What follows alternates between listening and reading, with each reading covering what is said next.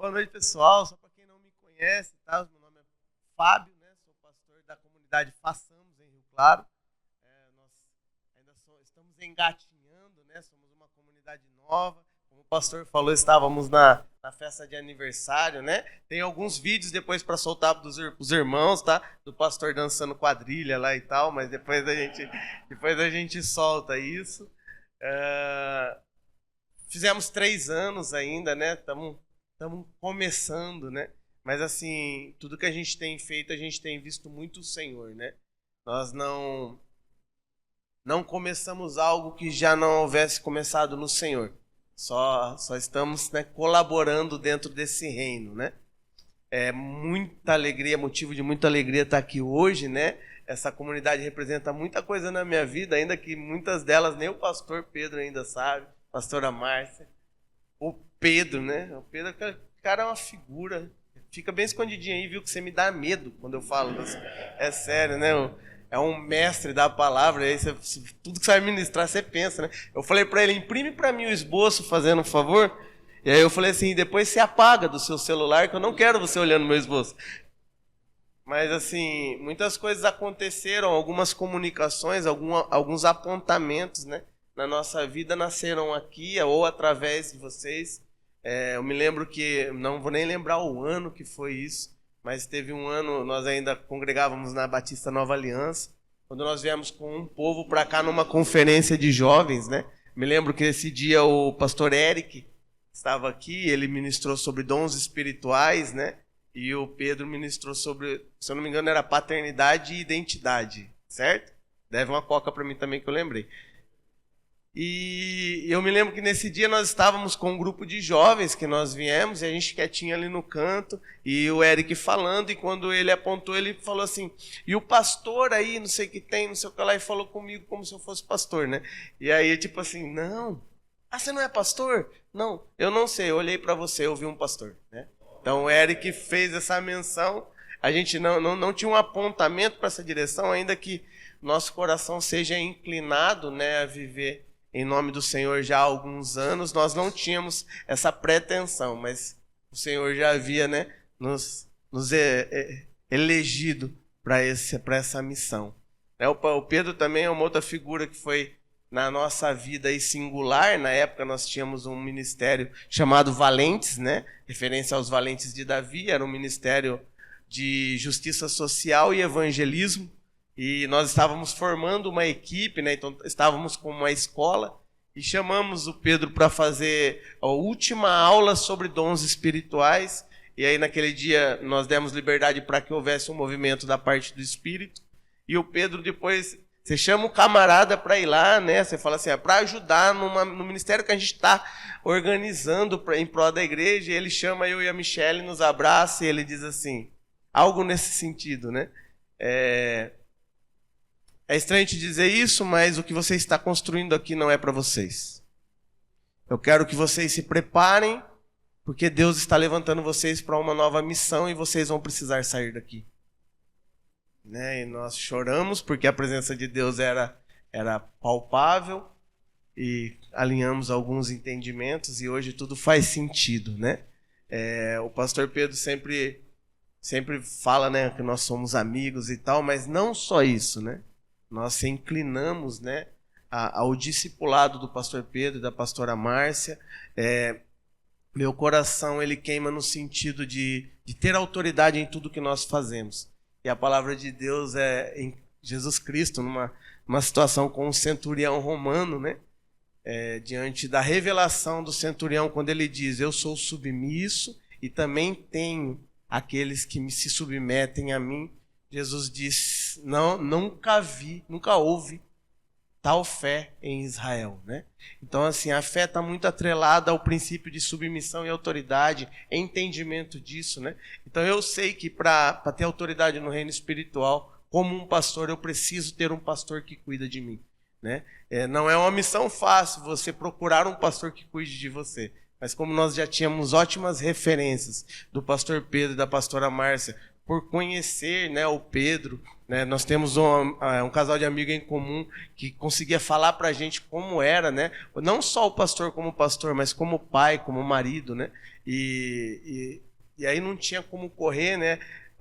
Uma vez perguntaram para Jesus: quando é que nós vamos ver o Pai? E Jesus disse: quem vê o Filho vê o Pai. Então eu acho que conhecer o Pedro revela muito do Pai que ele tem, né? E aí a gente chamou ele para uma conversa, né? Comemos uma pizza que precisamos marcar de comer outra.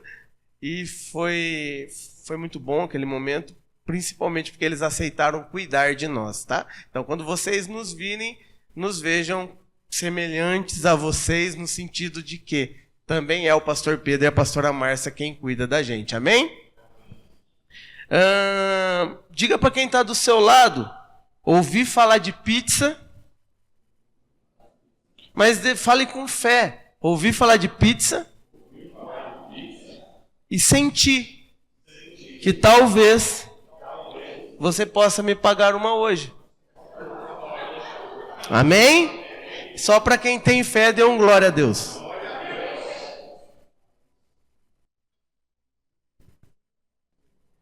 Amém, gente? Por favor, depois me mostra com o dedo aí do fundo quanto tempo eu tenho. Vocês esqueceram de dizer isso para mim? E é sério, se vocês me conhecessem, vocês não fariam isso. Mas eu prometo que eu vou ser bem calmo, né? Vou ser prudente. Eu sou um sanguíneo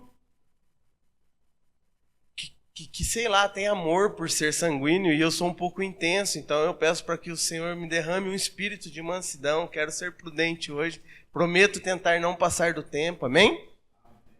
Mas se até lá houver necessidade, eu peço para vocês que vocês tenham paciência comigo, amém? Eu ainda estou caminhando, engatinhando ainda, né? Eu queria começar com um texto introdutório, tá? Que está em Salmos 29, 2. Ô Pedro, se a gente puder mudar o esqueminha, não sei se é rápido aí, mas se você quiser colocar na NVT, eu acho que vai facilitar um pouco para mim. Salmos, capítulo 29, versículo 2. Eu quero trabalhar uma mensagem de instrução aqui hoje, tá? Óbvio que o Espírito Santo vai nos direcionar para onde Ele quiser, nós somos submissos à direção dEle.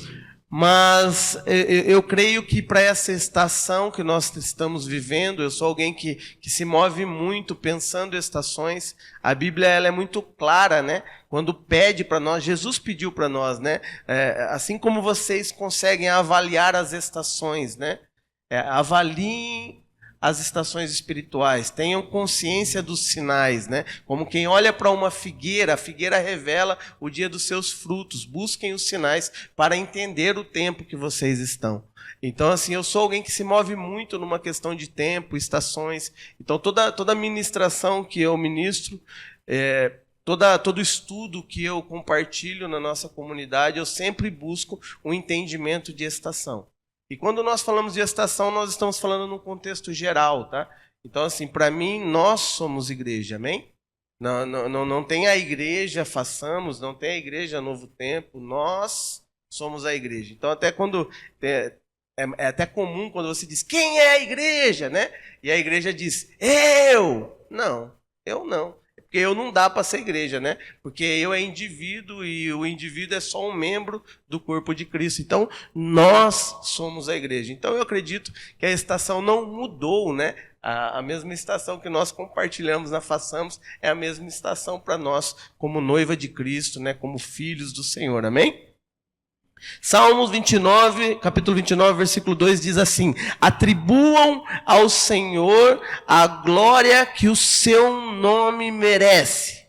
Adorem o Senhor no esplendor do seu santuário. Alguma tradução vai dizer assim, na beleza da sua santidade. Uau! Atribuam ao Senhor a glória que o seu nome merece, adorem o Senhor no esplendor do seu santuário ou na beleza da sua santidade. Eu quero falar hoje um pouquinho sobre a adoração, né? Não sei quando fala de adoração o que vem, o que remete à sua mente, ao seu entendimento, mas nós temos a mania de atribuir adoração ao ministério de louvor, né? as músicas. E na verdade, a adoração ela é muito mais que isso, né? A adoração ela não é uma parte individual, separada do corpo. A adoração é para todos, né? A Bíblia vai dizer, e nós vamos ler um pouco sobre isso, que Deus procura verdadeiros adoradores. Então, o que é adoração? Né? Como a adoração é representada, a partir de quê? Qual é a raiz da adoração? Né? Então, nós fomos criados para gerar adoração, para louvor da glória do seu nome. Nós temos uma missão em comum. Todo ser criado, todo ser humano carrega consigo, na graça parcial, né? Na graça comum, a graça criacional, ele carrega no seu DNA um apontamento para a adoração. Então todo mundo adora. A diferença é que uns adoram a Deus e outros adoram outras coisas, outros adoram a si mesmo, outros adoram coisas, outros adoram pessoas. E tudo isso está no DNA de uma necessidade. Então você carrega a necessidade de adorar. Isso não tem como fugir de você. A questão é que nós, à luz das Escrituras, precisamos entender aquilo ou o que nós estamos adorando. Amém? Fechando essa questão, a adoração ela também não é... Nós temos uma impressão que a adoração é algo que nós fazemos para que algo aconteça. Então eu vou adorar ao Senhor para que Ele venha. Eu vou adorar ao Senhor para que um movimento aconteça. Eu vou adorar ao Senhor para que Ele me responda. Também não funciona dessa maneira. Porque a adoração não é algo que nós fazemos para que Ele faça. A adoração é a nossa resposta por aquilo que Ele já fez ou está fazendo. Então, a adoração ela não é um comportamento primário. Ele é, na verdade, um comportamento secundário. Ela é a resposta da nossa alma. É a resposta de alguém que viu, sentiu ou ouviu. E no esplendor, né, na beleza da sua santidade, traz como uma resposta a uma adoração. Por isso que a adoração ela pode vir de várias maneiras. A adoração ela pode vir com uma música, sim. Ela pode vir com um som. Ela pode vir com a exposição de uma habilidade. Ela pode vir com um quebrantamento. Ela pode vir com um choro. Ela pode vir até mesmo com um silêncio. Talvez algo que a gente faz tempo que a gente não dedica ao Senhor. Silêncio. Né? O crente tem a mania de falar muito, né? Eu não sei como é aqui, né? Mas quando acaba o culto que começa a bagunça, né? E a gente tem se colocado muito diante de Deus com muitas coisas, com muitas petições, com muitas coisas que a gente quer colocar diante do Senhor, e muitas vezes nós não separamos um tempo de silêncio para ouvir aquilo que Deus quer falar.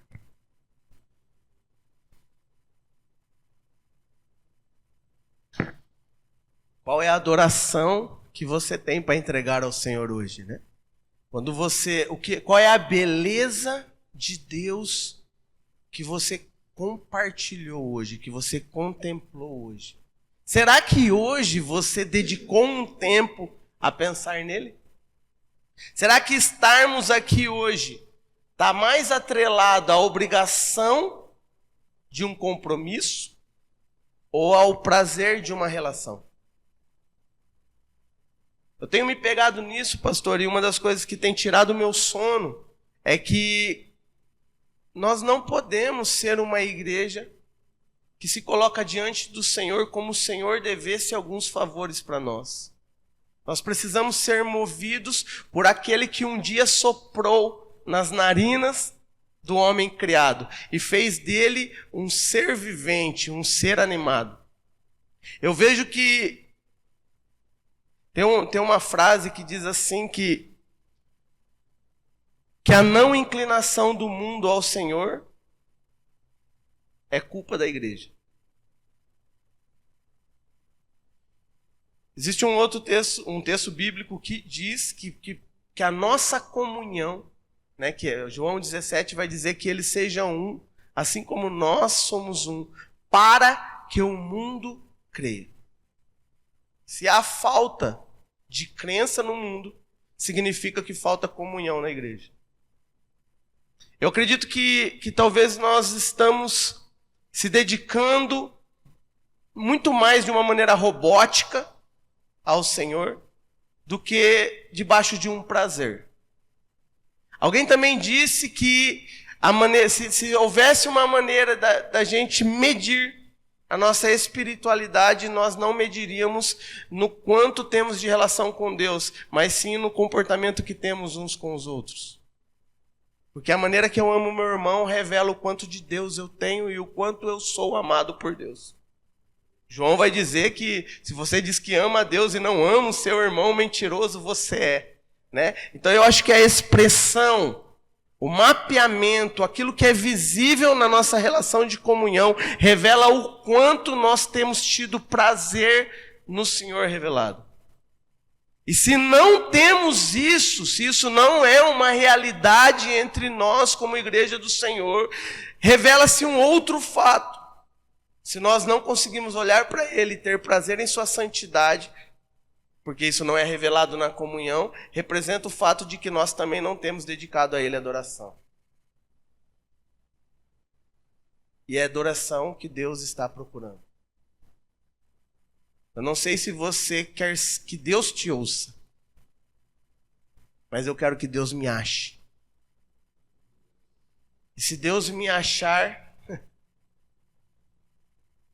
eu serei pleno na minha identidade, na minha natureza, no meu senso existencial.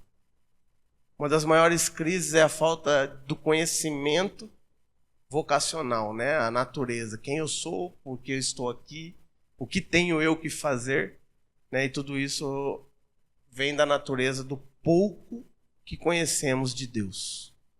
Então a adoração, ela não é uma raiz primária que move ou que converte Deus à nossa vontade. Então eu não adoro, eu não me lanço, eu não choro, eu não grito, eu não danço, eu não pulo para convencer Deus a fazer algo por mim. Não. Não, porque nós não somos Deus de Deus. Mas a adoração é a resposta que eu dou por conhecer, por ter a revelação daquilo que Ele fez por mim e aquilo que Ele continua fazendo por mim. Então, se falta animação em você, você precisa se autoavaliar. Talvez existem coisas que precisam ser libertas em você. Porque às vezes nós fomos libertos do Egito, mas o nosso coração ainda está escravo. E um coração escravo, ele se move debaixo de necessidade. Então você vê um povo no Egito que fica o tempo todo pedindo por comida, reclamando da água, né? É melhor a gente voltar, melhor, se é para morrer aqui, que a gente morra lá, porque não produz adoração. Porque não consegue ver aquilo que Deus está fazendo. E, cara, não é falta de sinais. Porque a Bíblia diz que basta você olhar e contemplar a criação que Deus se revelará para você. Né?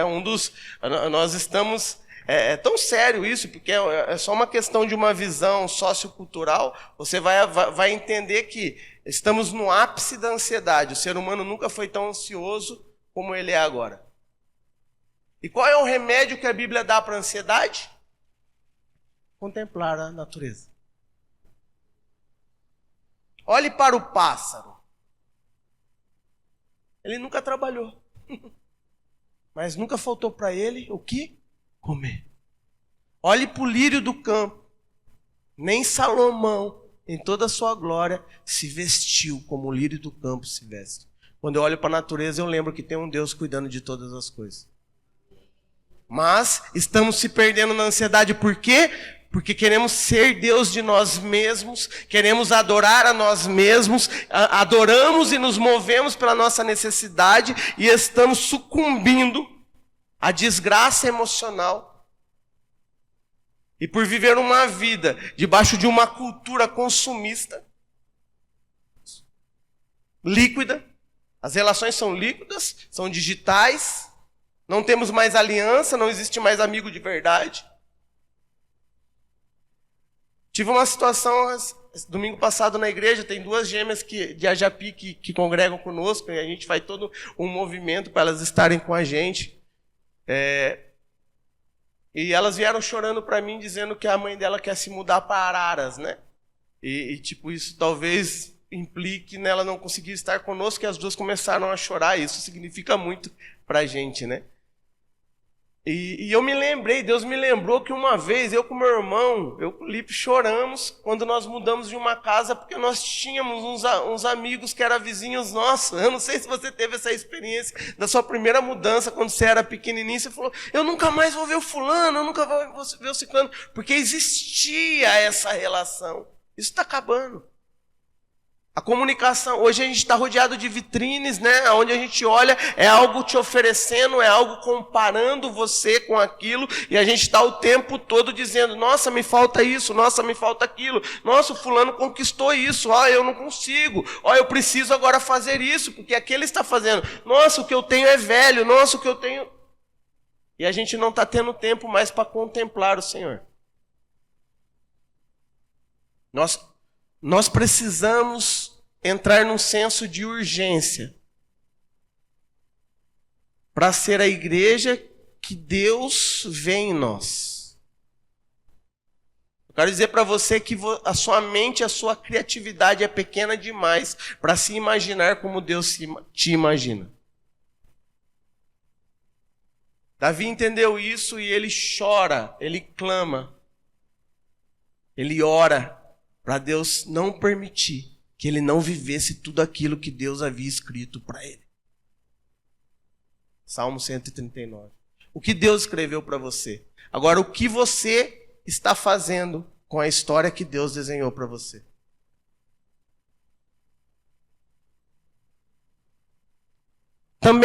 Adoração também é isso. Talvez, eu tive uma mesa recentemente, eu fui surpreendido. Que é quase comum uma visão errada de adoração. Porque a adoração, ela é na alma. Ela é na alma.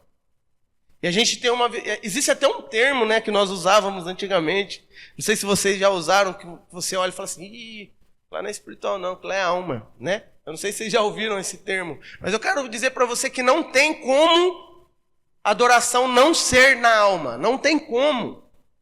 Não tem como. Entenda comigo, quem aqui é pai? Levanta a mão. Tá, então você quer ser agradado pelo seu filho. Aí o que você faz? Quer que seu filho cante uma música para você. O que você faz? Você pega ele pela nuca, põe a perna na dobra do joelho dele, põe ele de joelho e fala, cante! Faria isso? Por que Deus vai fazer isso? Então o Espírito Santo te pegou e fez você acontecer? Então não teve adoração. A adoração, ela precisa ser na alma. A alma, quem é que sabe o que é alma? Dizer o que é alma? Diferenciar a alma de espírito? É muito fácil. A alma, ela tem 3 faculdades. Pensamentos, diga comigo, pensamentos, emoções, desejos. E é uma sequência, e fica fácil você decorar isso porque é uma sequência, tá? Então você pensa, isso gera em você um sentimento, uma emoção, e essa emoção se torna uma vontade, que por sua vez vai gerar em você uma ação, tá? Então eu penso, sinto, desejo, faço. Né? Então por isso que padrão de pensamento modela comportamento. Às vezes a gente fica tentando decifrar, né, algumas coisas na Bíblia, e a gente fica tentando decifrar o que é o 666, né? Se o 666 é o www, se é um chip, se é um relógio, se é o fulano, se é o ciclano, se é não sei o quê. Mas a Bíblia, uma coisa ela é clara, ela diz que será colocado na nossa testa e na nossa mão direita, né?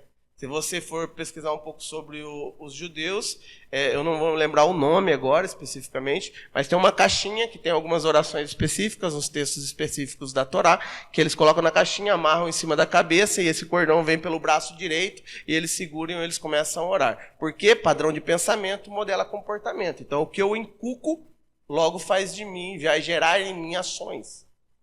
Por isso que o anticristo traz consigo uma marca que vai ser colocada na testa e na mão direita, que é uma ideologia anticristo. Então eu trabalho uma ideologia de pensamento, logo modelo o comportamento segundo a vontade do anticristo. E aí a gente fala, nossa, não sabia disso. Não, mas talvez isso já esteja alcançando os nossos lares. Porque assim, é você que escolhe o que você pensa. Quando você escolhe aquilo que comunica pensamento na sua vida. Então a gente dedica quanto tempo da nossa vida em Netflix, né, em streamings, puxando para ver Instagram, vendo lojas virtuais, Shopee, Shein e não sei o quê. E quanto tempo nós dedicamos para ser curados e libertos na palavra do Senhor? Né? Já temos uma realidade de que a ideologia do anticristo já entrou nos nossos corações. E até por experiência, e minha esposa vai... Não olhe para a esposa, que ela não aguenta mais eu dar essa ilustração, mas sobre essa questão das faculdades da alma, quem aqui já assistiu Velozes e Furiosos? Levanta a mão. Top, né? Agora fala para mim, quem já assistiu Velozes e Furiosos no cinema, que é outro nível, e saiu para dirigir, logo na sequência do cinema. Fala quem já fez isso. Conta para mim como você mudou a marcha do seu carro. Né? E aí dá aquela acelerada, joga o banco para trás, não é? Por quê? Porque aquilo que comunicou seus pensamentos gerou em você uma emoção, uma adrenalina e te deu vontade de dirigir em adrenalina. Pega. Agora, o que tem repousado na sua maneira de pensar? Então a adoração ela é na alma. Olha o que o salmista vai dizer em Salmo 39:3. Quanto mais eu pensava, mais ardia meu coração. Então decidi falar. Pega um pensamento que moveu sentimentos e levou ele a uma ação. Ele falou. Se o mundo precisa da comunicação da igreja para que o mundo seja salvo, para que haja luz no mundo, Deus precisa que a igreja se movimente, que a igreja queime, que a igreja se revele.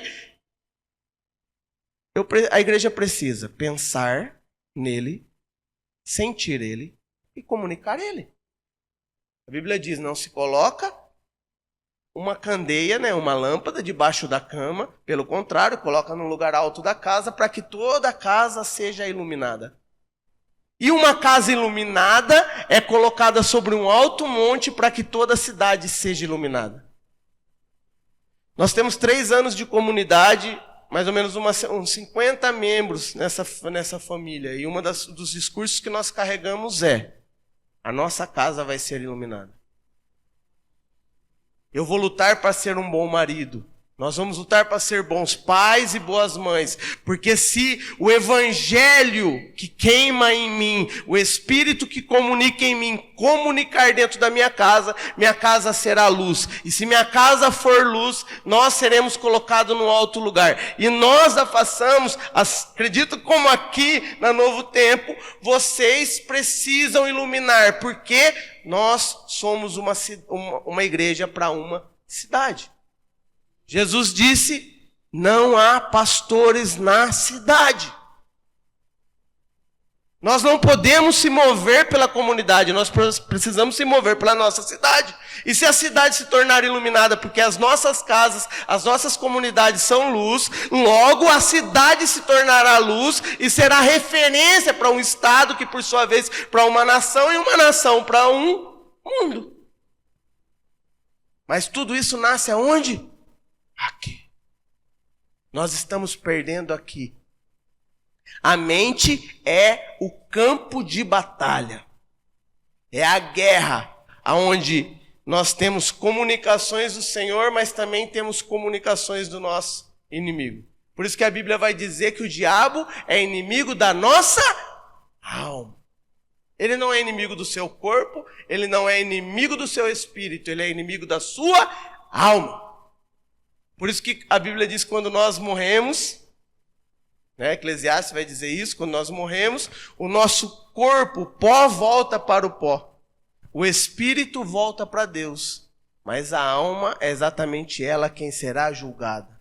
o mordomo. É ela quem decide aqui se inclinar para as coisas da carne ou se inclinar para as coisas do Espírito. Então a adoração, ela é muito mais prática do que uma música cantada. Adoração é um estilo de vida. E nós estamos falhando nesse estilo de vida como igreja. Como você vai dizer isso? Pelos frutos. Pelos frutos. Eu nem sei mais como está a última conta, mas a última vez que eu vi, nós éramos 50 milhões, se eu não me engano, de evangélicos no Brasil. E olha a realidade do Brasil. Ou seja, não estamos iluminando. Ou seja, o nosso padrão de pensamento está falhando. Estamos colocando comunicações que não geram em nós adoração, porque não fazem da igreja do Senhor uma igreja iluminada.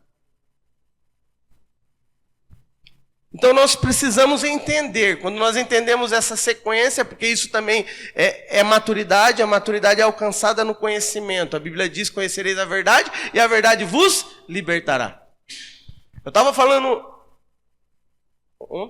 ontem, numa reunião de oração na igreja, e cara, Deus tem comunicado muito no meu coração uma coisa: eternidade. Eu sinto que às vezes a gente fala muito pouco sobre eternidade. E quando nós falamos sobre eternidade, nós falamos como algo que vai vir. Só que a Bíblia fala que eternidade é conhecer a Deus e a Cristo Jesus. Jesus disse: o reino já está em vós. Que reino é esse? O reino de eternidade. Nós adoramos, nos devotamos a um Deus que é eterno. Ele era, é e há de vir. Passado, presente e futuro, tudo está nele. O tempo não o para. Ele não é determinado por tempo, porque ele é atemporal. Ele está aqui hoje, ele já está lá e ele também está lá. Mas nós não nos movemos dessa maneira. Nós se movemos pelo hoje. Muitas vezes não conseguimos viver o hoje porque estamos travados no passado. Não temos visão de futuro. E não temos resposta de presente. Por quê? Porque nós não nos movemos debaixo de eternidade. Nós precisamos ser movidos por eternidade. Movidos por adoração. Movidos debaixo do entendimento daquilo que Deus já nos deu. Daquilo que Ele é. Daquilo que Ele representa. E se nós entendemos que aquilo que Ele é, aquilo que Ele representa, logo nós entendemos quem nós somos e o que nós representamos. E isso nos movimenta, porque isso é um padrão de pensamento. Mas nós chegamos na igreja com a esperança de receber algo que necessitamos.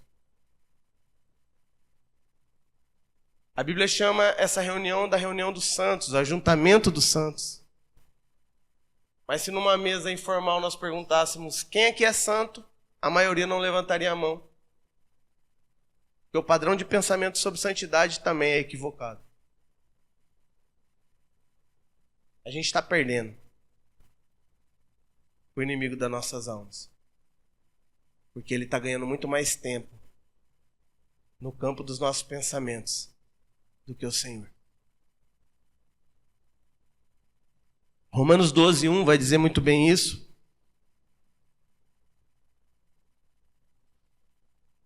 Vai dizer assim: portanto, irmãos, suplico-lhes que entreguem seu corpo a Deus, por causa de tudo que Ele fez por vocês. Diga assim: por causa de tudo que Ele fez por vocês. Que seja um sacrifício vivo e santo, do tipo que Deus considera agradável. Essa é a verdadeira forma de adorá-lo. Então, cara, portanto, irmãos, Paulo está suplicando aos irmãos de Roma, aos romanos. Ele diz assim: eu suplico que vocês entreguem o vosso corpo. Cara, isso aí está falando assim de tempo, de prática. Entregue a prática do seu cotidiano, seu estilo de vida. Por causa de tudo que Ele fez por vocês. Então o nosso movimento não é por aquilo que Ele fará. Mas a gente está se movendo por aquilo que a gente espera receber. Então assim, a gente faz um jejum, a gente tira um tempo de consagração, sempre por aquilo que nós esperamos receber de Deus. Mas o que movimenta uma vida de santidade, de adoração, não é por aquilo que Ele vai me dar, não é para aquilo que Ele vai me dar, é por aquilo que Ele já me deu. A consciência nossa precisa ser santificada naquilo que Ele é, representa, e nele nós entendemos tudo aquilo que Ele já fez e comunicou por nós. Só assim nós poderemos ser libertos de nós mesmos. E parar de vez com esse estilo de vida idólatra. Porque vir na igreja não quer dizer que você não é um idólatra. Ser crente há 280 anos não quer dizer que você não é idólatra. Dar o dízimo não quer dizer que você não é idólatra. Participar do ministério não quer dizer que você não é idólatra.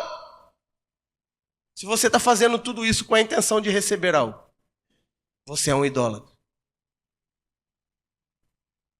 A gratidão, o movimento de gratidão, revela alguém que de fato entendeu e foi comunicado pela graça do Senhor.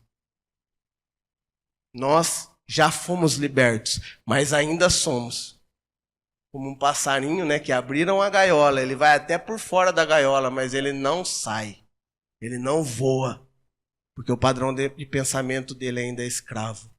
Escravo das suas necessidades, escravo dos seus desejos, escravo das suas comparações. Estamos o tempo todo comparando com alguém. Queremos ser maior e não suportamos o fato de sermos menor. Nós precisamos ser transformados. Transformados pela adoração. O versículo seguinte de Romanos vai dizer que precisamos ter a mente transformada. Um padrão de pensamento mudado. Para viver a boa, agradável e perfeita vontade do Senhor. Viver aquilo que literalmente nós fomos criados para viver. Precisa começar numa verdadeira e genuína adoração. A mente nossa precisa ser transformada. Nós precisamos escolher aquilo que acampa na nossa mente. Nós precisamos governar sobre nossos pensamentos.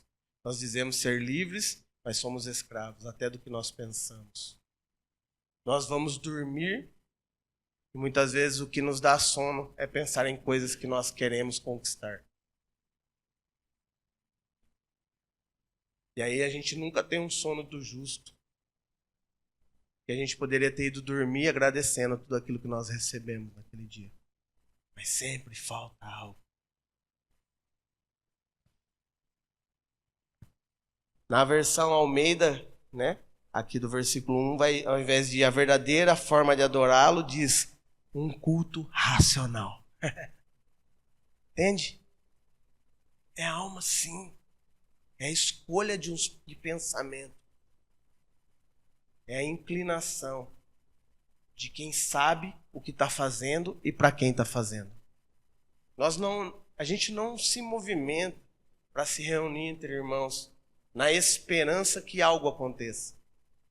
Nós precisamos nos reunir cheios de vida para dar esperança para quem ainda não o conheceu.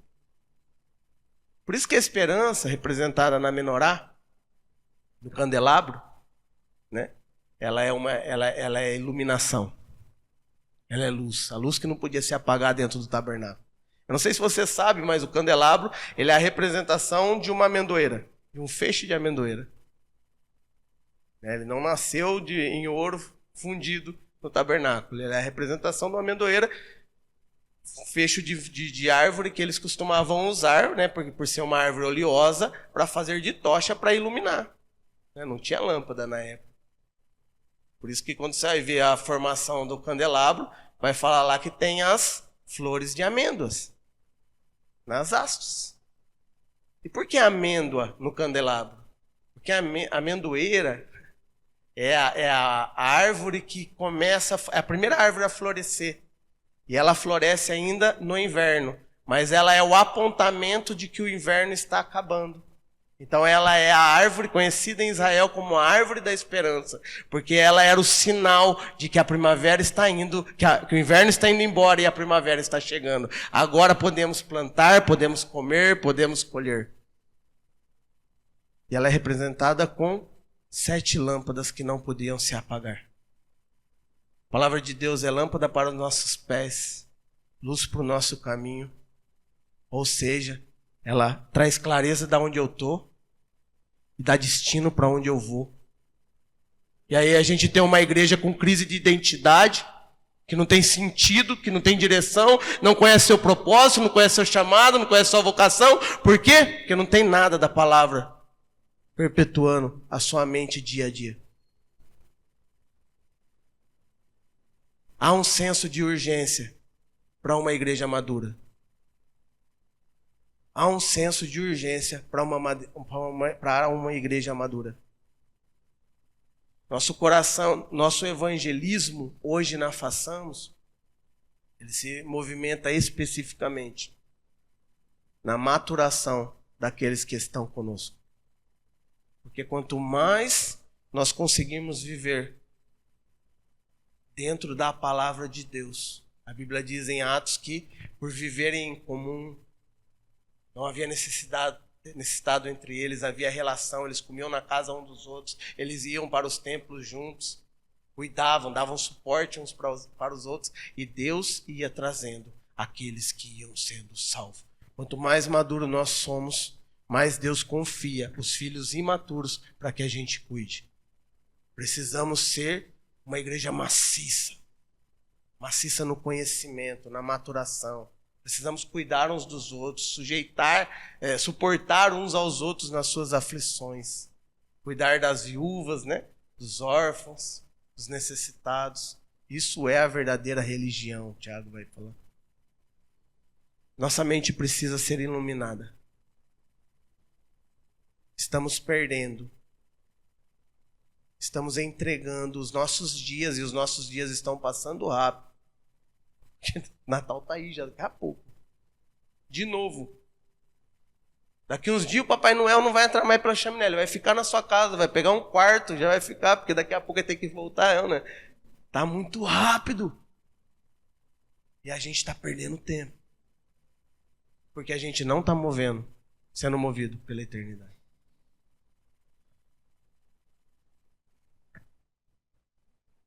Nós precisamos se mover debaixo de um entendimento da verdade. Mover segundo uma direção, né? Mas que direção é essa? A direção do Espírito e da verdade. Por isso que o outro texto está em João 4, 23, Evangelho de João, capítulo 4, 23. E eu já estou indo para encerrar, amém?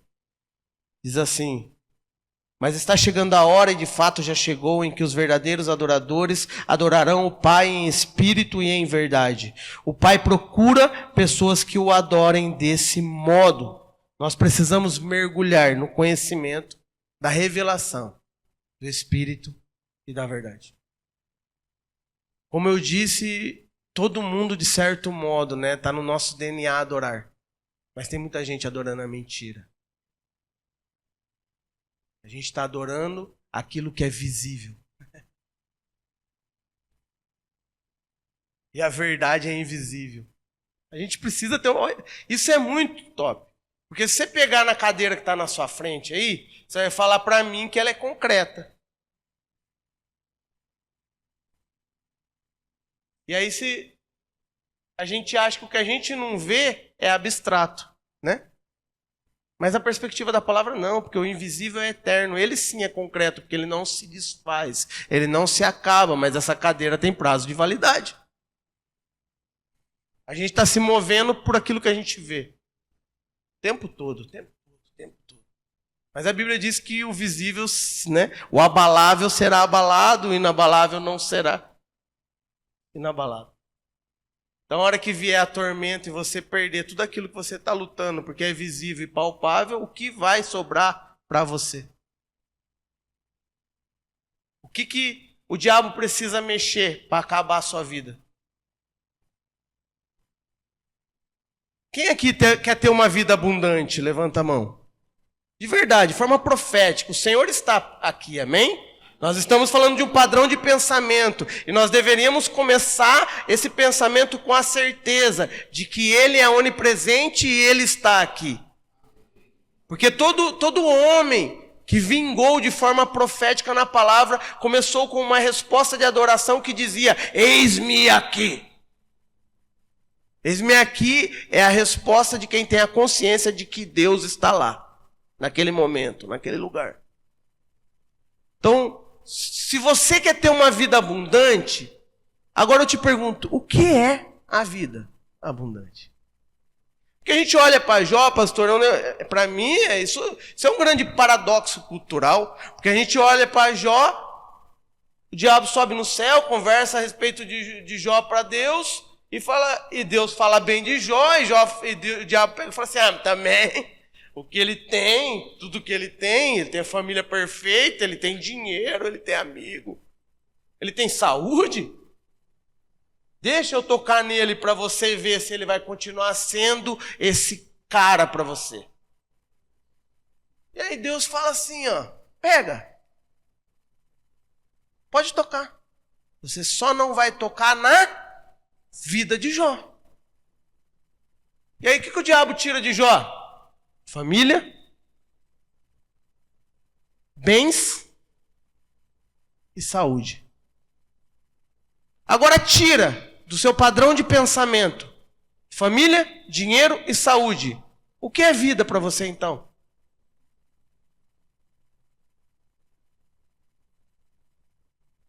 Você entende que a gente está dedicando toda a nossa vida por aquilo que nós achamos que é vida abundante? Mas não é vida da perspectiva do Senhor. E a hora que Deus permitir que algo que você jura ser uma vida plena, o que vai sobrar de você?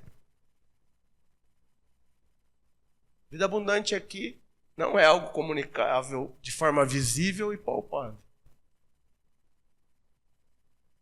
Vida aqui está revelada na presença. Por isso que eternidade, que é o dia infinito, um lugar que não existe passado nem futuro, se vive lá, é conhecer a Deus e a Jesus Cristo, seu Filho. A gente não está investindo em ter uma vida abundante. Se o padrão de pensamento seu te remete a pensar em coisas, pessoas,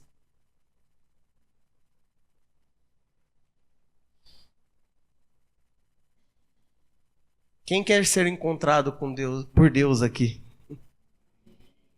Olha o que o profeta Isaías diz. O Senhor diz: esse povo se aproxima de mim com a boca e me honra com os lábios, mas o seu coração está longe de mim. A adoração que me prestam é feita sobre regras ensinadas por homens. Jesus vai replicar esse mesmo texto em Mateus capítulo 15, versículo 8. Mais de 750 anos depois que Isaías escreveu esse texto.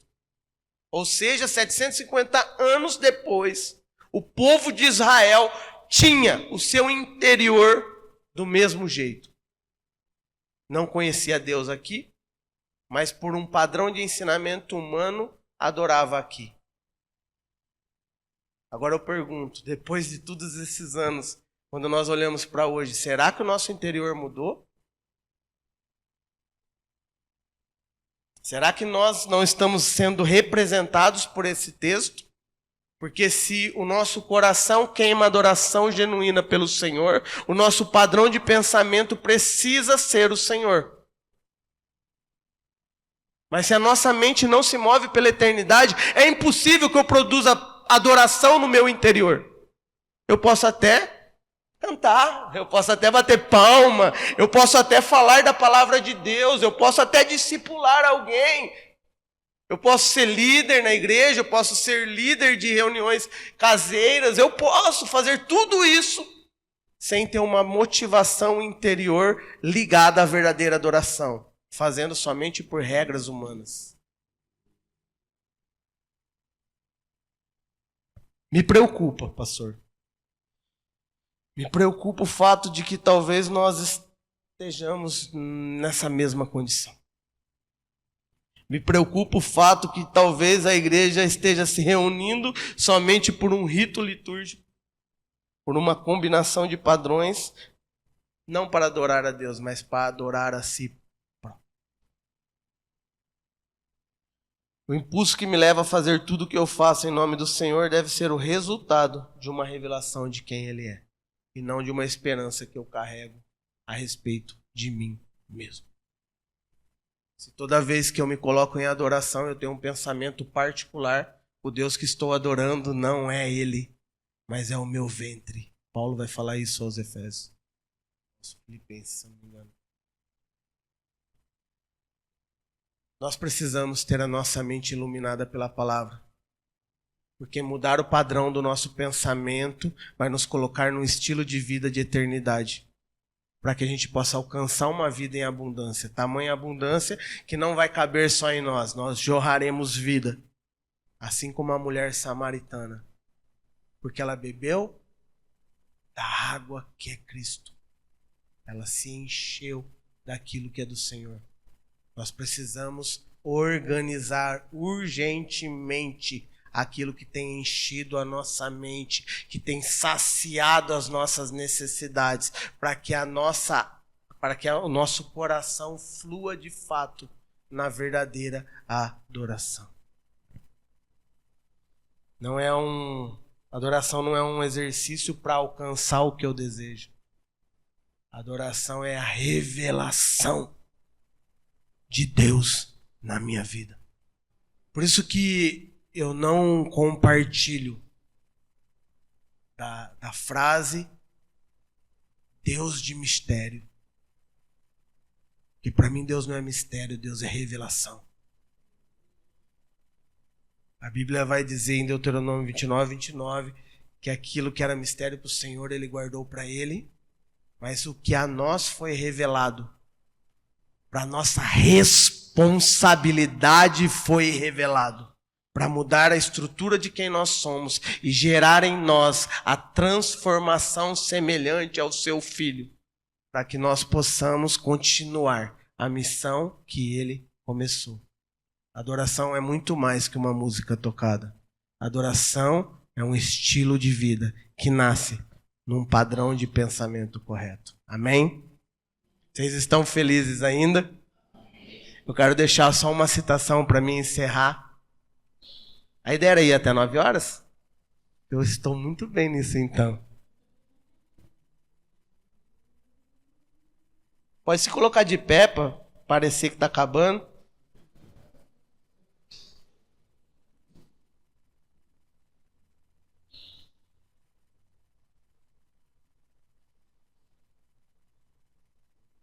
Preciso só de mais um minuto, amém? Quem é que dá um minuto para mim? 1, 2, 3, 4, 5, 6, 7.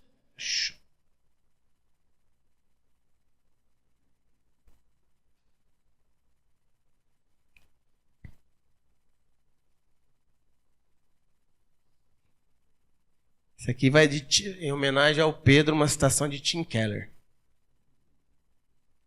Se o seu Deus nunca discorda de você, você pode estar apenas adorando uma versão idealizada de si mesmo. Também escutei algo semelhante que dizia assim: se tudo que você faz para o Senhor está relacionado só à parte que você gosta do Evangelho e as outras você despreza, não é do Evangelho que você gosta, é de si próprio. Deus precisa tirar de nós o individualismo, derrubar o nosso ego, o nosso eu, né? Até para deixar o Pedro orgulhoso, eu deixo a indicação de um livrinho. Você não precisa ser bom de leitura, viu? É desse tamanho. Timothy Keller, Ego Transformado. Não sei se vocês já estudaram ele aqui. Mas, gente, deixa eu falar uma coisa para você. Quem é que consegue se autoavaliar quando você está com uma autoestima alta ou uma autoestima baixa? Quem consegue se avaliar nesse sentido? Amém. Você precisa chegar ao ponto de não conseguir avaliar mais a sua autoestima. Porque a autoestima é individualismo, é ego. É uma busca particular de alcançar as suas próprias coisas. Porque aquele que foi alcançado pelo Senhor foi comprado por um preço. Né?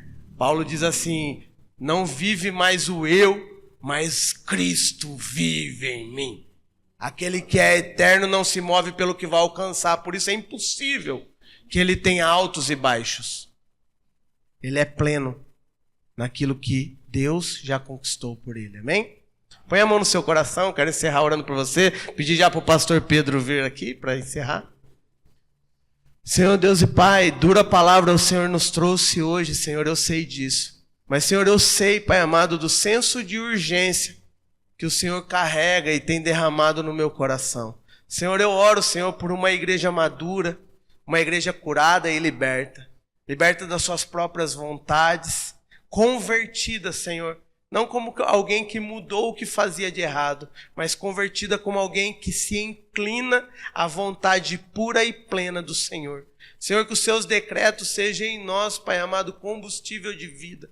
Que a tua palavra traga luz, luz no nosso entendimento, ilumine a planta dos nossos pés, para a gente entender aonde estamos e o porquê estamos. E que o Senhor ilumine os nossos passos, os nossos caminhos, para que a gente possa carregar um testemunho genuíno. O Senhor disse que o seu testemunho era verdadeiro, porque o Senhor sabia de onde veio e para onde estava indo. Senhor, traga luz para onde nós estamos indo. Senhor, eu peço, Senhor, que o nosso eu seja destronado, Senhor. Para que, de fato, Senhor, o Cristo que habita em nós reine e governe em nós. Senhor, eu não sei, Pai amado, o que meus irmãos e as minhas irmãs pensam de si mesmos. Mas eu peço, Senhor, que o teu Espírito hoje comunique de uma forma sobrenatural no coração deles e na mente deles. Que eles escutem, Senhor, o seu chamado, o seu Shema, que hoje cada um possa ter na particularidade da sua madrugada, seja em sonho, seja, Senhor, alguém que o Senhor desperte do sono, mas que eles possam escutar o Senhor chamando eles pelo seu nome, Senhor. Senhor, em nome do Senhor Jesus, tua palavra diz, Pai amado, que existe uma pedra branca nas suas mãos, com um novo nome para cada um de nós. Eu sei, Pai amado, que todo apontamento que o Senhor revela em nomes na sua palavra é um destino dado pelo Senhor. Então, Senhor, revele a nós quais são os seus planos, qual é a história que o Senhor desenhou para nós. Traga luz para o nosso entendimento, para que nós possamos, Senhor, de uma vez por todas, começar a ter um estilo de vida de adoração. Que, Senhor, o nosso coração queime em gratidão, não por esperança do que o Senhor vai fazer, mas pela certeza plena de tudo o que o Senhor já fez por nós. Senhor, se aquilo que o Senhor fez não for suficiente em nossas vidas, o que será? Senhor, a partir de hoje, Senhor, pare de juntar frustração no coração da sua igreja. Cura nossa mente, Senhor, para que a gente possa começar a se mover pela eternidade. É o que eu oro em nome de Jesus. Amém e amém. Amém?